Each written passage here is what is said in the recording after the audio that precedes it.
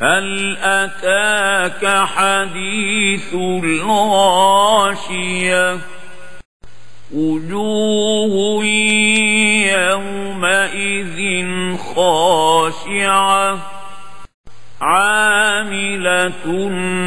ناصبة تصلى نارا حامية تسقى من عين آنية ليس لهم طعام إلا من ضريع لا يسمن ولا يغني من جوع وجوه يومئذ ناعمة لسعيها راضية في جنة عالية لا تسمع فيها لاغية فيها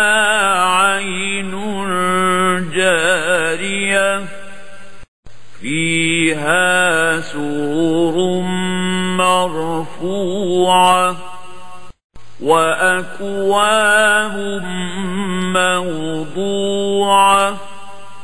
ونمارق مصفوفة وزرابي مبثوثة أفلا ينظرون إلى الإبل كيف خلقت وإلى السماء كيف رفعت وإلى الجبال كيف نصبت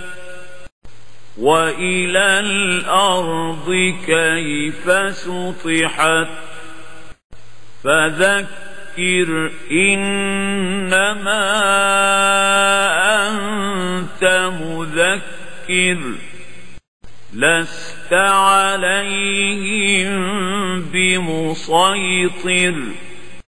إلا من تولى وكفر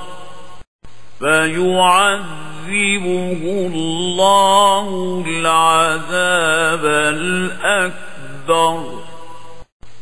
إن إلينا إيابهم ثم إن علينا حسابهم.